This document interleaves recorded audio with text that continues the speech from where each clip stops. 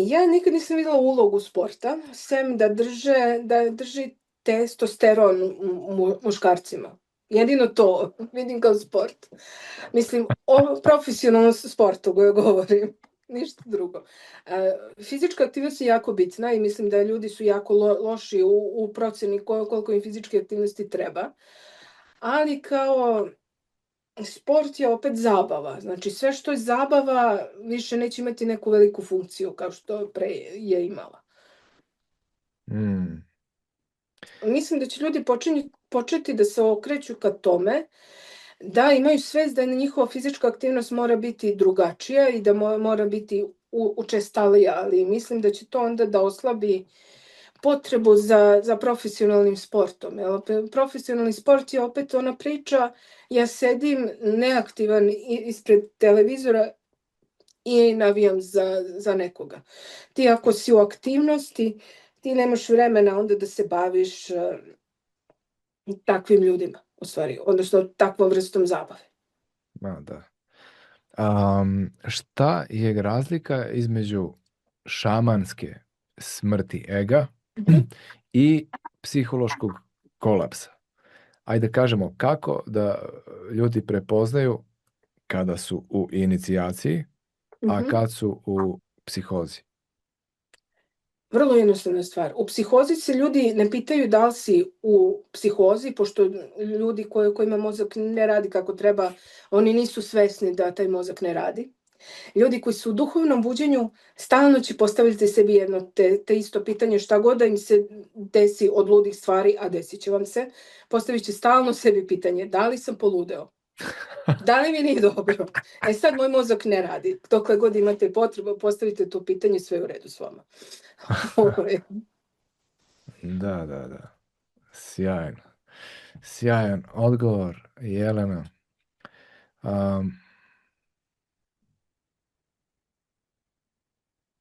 Budnost je blagoslov. I malo u početku možda ga vidi neko kao prokletstvo. Neko ga vidi malo duže kao prokletstvo, jer ne možeš da budeš budan čovek među slepim ljudima. To je osnovna stvar. Tako da je to samo do toga u kakvoj si zajednici, koliko možeš da dođeš sa ljudima koji zaista imaju istu svest kao ti, ali ja mislim da u današnje vreme pogotovo, budnost je ne samo blagoslov, nego je način za preživljavanje. Sada nemamo taj luksuz i ne bi smeli da imamo taj luksuz da spavamo. Da budemo budni i da budemo ušuškani u tom nekom unutrašnjem svetu koji smo sami napravili ili nam je neko drugi kreirao.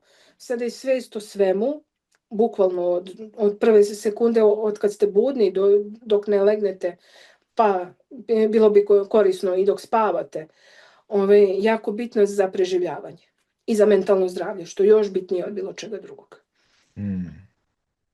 Znaš šta, ljudi pišu dole po komentarima, kakva su ti ovo pitanja, profa, zašto dolaziš nespreman, zašto? Pa čekaj, zar nije u tome poenta da bude spontano sve? Upravo. To su vjerojatno ljudi koji gledaju malo više moj kanal, pa znaju da pričam neke malo teže teme od ovoga, ali ja mislim da je baš lepota priča s tobom upravo to. A ne može baš to da se priča o nečemu što nije moj kanal, u stvari originalno. Sigurno, bravo.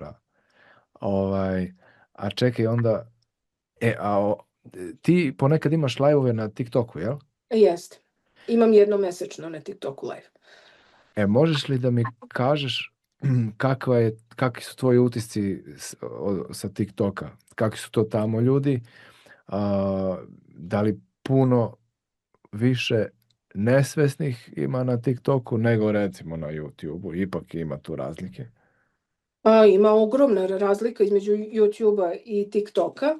Ja imam sreću da i na TikToku sam već imam dosta ljudi tamo koji su svesni i koji su sa razlogom na mom kanalu. tamo mislim na mom nalogu. Međutim, ja doživljavam YouTube kao jednu veliku zajednicu. Znači, to su ljudi koji ciljano znaju da je, ne znam, u koliko sati tog dana live ili je video ili je šta, i oni već imaju spremna i pitanja, imaju i svoj krug ljudi sa kojima se druže na samom kanalu. Dok je TikTok u stvari mesto na koje može svako da uđe u svakom momentu, bez obzira na to da li zna šta je tema ili nije, i da li je budan ili nije. I tamo će veća šansa je da će da bude ljudi koji nisu svesni uopšte o čemu se priča, odnosno ljudi bez duše, ali mi je jako zanimljivo da zaista čujem i njihov ugao. Uglavnom je to nekada bes ili nerazumevanje, ali meni je bitno da čujem i taj deo. U stvari, nije sve u životu lepo i ja znam da komentari treba da budu i ovakvi i onakvi, toga sam svesna od kad sam krenula sa ovim. Tako da, uredno mi je i jedno i drugo, ali smatram da je TikTok nije zajednica svakako, nego je mesto na kome svako može da kaže svoje mišljenje, bez obzira na to da li ga ima ili ne. Na primjer, tako bi to rekla. Pošto na TikToku, koliko sam bar shvatila na mom kanalu, ljudi ipak stanu malo pa razmisle da li će da zaista to napišu. Na Kod TikToku tebe nema filter. nije to do tvog kanala, nego do tvoje energije. Jer glas, oči, pa on tu pogleda, pa kaže, ok, nećemo ovde. Mislim da je to.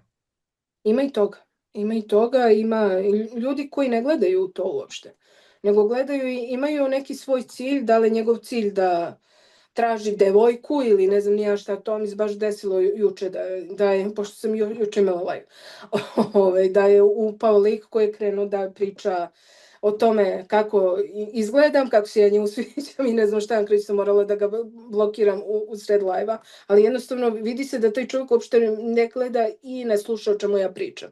A pričala sam o mentalnom zdravlju, realno, kao ono, šta ćeš ti ovde, otprilike. Tu na tom TikToku ima onih puno, mislim, ja sam to tek sad skoro malo prokužio, ima ovih duela.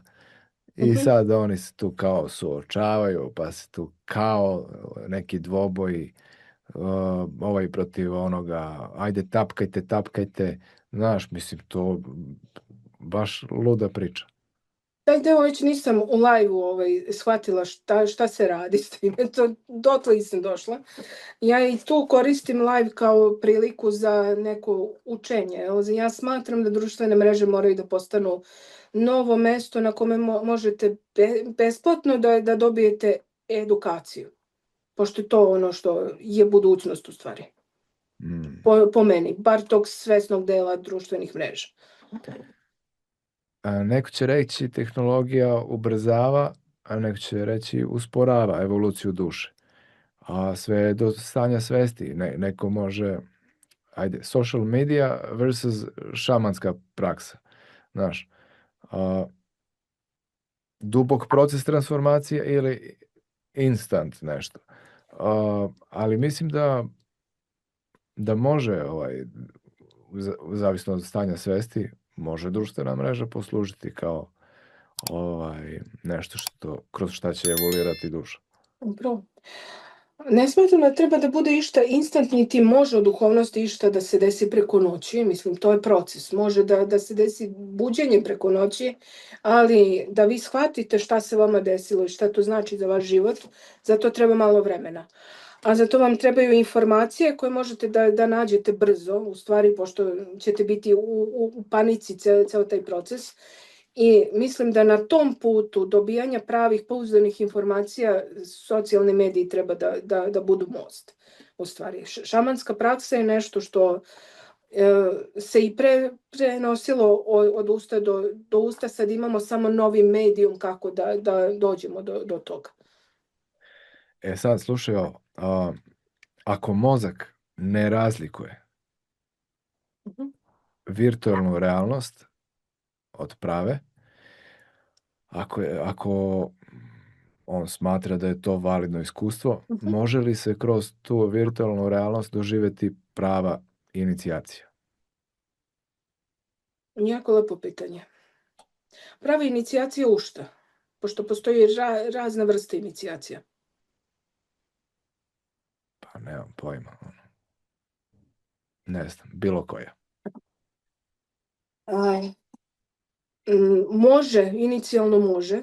Mislim, inicijacija se prenosi kroz energiju. Sad, ako je neko dovoljno vešt u radu sa energijama, on može da energizuje svoj kanal, može da energizuje ono što daje kao sadržaj i na taj način da neko doživi punu inicijaciju preko video snimka. To ja radim stalno. A što se tiče inicijacije svesti, odnosno osvešćivanja, i tu mislim da isto može socijalni mediji mnogo da dobiju, pošto mozak zaista ne zna razliku između čak ne samo društvenih mreža, nego između njegovog toka misli i realnog sveta. Tako da sad se postavlja jedno jako veliko pitanje, da li mi evoluiramo ka većem stanju fizičkog zdravlja i fizičke forme, da li će naša evolucija nužno morati da krene dalje kroz fizičku formu koju sad poznajemo ili ćemo da kao neke druge planete polako počinjemo da postajemo eterična ili digitalna forma. Mislim, to neće se desiti sad, neće se desiti za 10 godina, nego pričamo o periodu od 100-200 godina od sad, otprilike. Tako da to jako lepo pitanje. Može da se prime inicijacija, može da se promeni život, može da se napravi kvantni skok kroz digitalni svet, ali to onda postavlja pitanje gde mi idemo u stvari kao civilizacija. Evo, nešto vezano za moć placeba i šamanski ritual. Znači, da li misliš da ritual stvara efekat ili neki ritual šamanski kakav god, ili ritual samo aktivira nešto što već postoji? Zavisi koji je ritual. Uglavnom rituali aktiviraju, mislim, ritual je samo fizička manifestacija rada sa energijom. Znači, svi rituali se odigravaju u eteričnom svetu, međutim, mi moramo da nađemo način da to materializujemo na planetu Zemlju, što je onda ili kroz sveću, ili kroz kristal, ili već šta god ritual bio. Tako da to je samo deo manifestacije onoga što je u eteričnom svetu. Da li neki imaju placebo, to ja mislim da mnogo zavisi od šamana. Za nešto ne postoji ritual koji treba da se uradi, ali naše telo, na primjer, ako priča o isceljenju nekih benignih stvari, na primjer stresa ili tako nekih stvari, nekad je bolje čoveku reći ja sam ti nešto uradio, a nisam uradio ništa, nego pustiti njegovom telu da on to uradi. Umesto toga. Nekad je ljudima potrebna potvrda da njihovo telo može nešto da uradi bolje nego što oni smatraju da može. Pa to je to. Bila si sjajna kao i uvek. Hvala tebi i hvala svima koji su ostali sa nama do kraja. Eto, napišite baš u komentaru dole da ste ostali do kraja, da znamo da je ispunjeno svih ovih sat vremena i nešto. Ostavljam dole u opisu Jelenine društvene mreže. Nađite, imate tamo, kucite Jelena Indžić. Na Facebooku, TikTok, Ajatara 13, Phoenix of the Northern Lights na YouTubeu. Vidimo se u jednoj od sljedećih emisija i subscribe na Profa podcast. Sve najbolje svima. Jelena, hvala. Hvala tebi, pozdrav. Pozdrav.